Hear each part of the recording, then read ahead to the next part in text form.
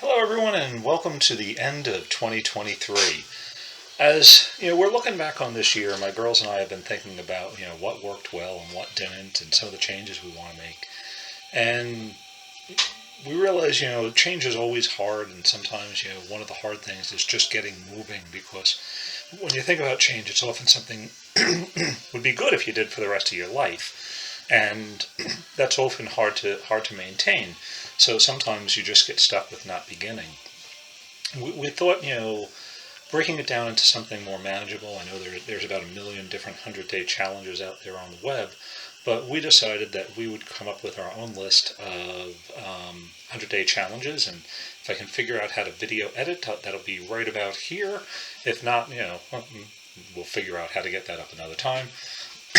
And we've got 26 of them right now. There might be a few more during the year, but we're going to try our best to get through as many of these as we can. I'm doing this video really as a way to keep myself accountable. All the people out there watching, both of you are going to be my accountability coaches. Making sure that I stay on these items, and my girls stay on these items. And we make small steps throughout the year to improve ourselves. One of the things I like is that they're broken down in a couple different categories. First, diet. For anybody who knows me, I've struggled with my weight since, since high school, really. But, at the end of college, I put on a fair amount, got up to about 225. Stayed there most of my adult life. Did get down to, didn't get down. Added a whole bunch, leading up to my marriage. I think I got married at my heaviest at almost 275.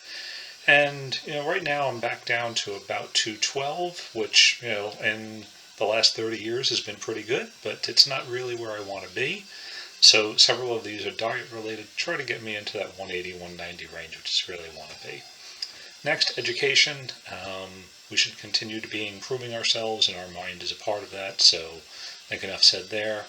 A couple on cleanliness. I found that this is a negative feedback cycle where at the end of the day I really don't want to clean, even if it's just little things like running a load of dishes.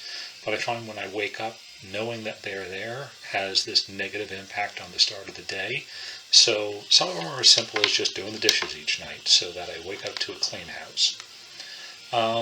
Next, more general health besides diet, strength training, cardio, things like that. And lastly, mental health. A lot of these are things that I know for myself I do with the pretend idea that they add to my life, but I know myself, and for some of you who do the same things probably know as well, these are things that waste time, and they take away from life. They don't add to it. The games, the screen time. This is not living. This is avoiding living, and I want to make some changes around that. So there we are. You are the world that's going to keep me accountable. And my promise to you is I'm going to put a new video up each week, just showing my progress, what I'm working on. I will do the start because tomorrow is New Year's Day, and it's also Monday. I plan on starting these on Mondays, and I'm starting with two of them.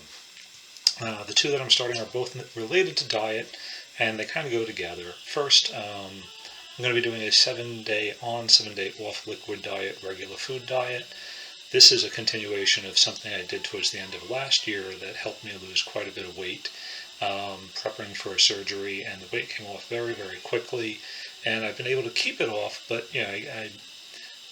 my own bad habits are keeping me from getting the last bit that I want. So, putting that force structure on it, I think, will make a big difference.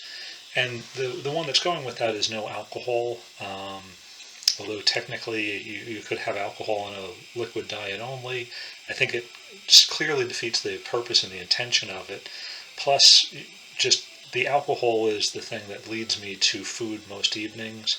If I didn't drink, I wouldn't binge eat. And I think there's very little chance of succeeding in a 7-7 liquid food diet, with alcohol included. I drink the alcohol, and I'm sure I'd raid the cabinet. So those are the two I'm starting with.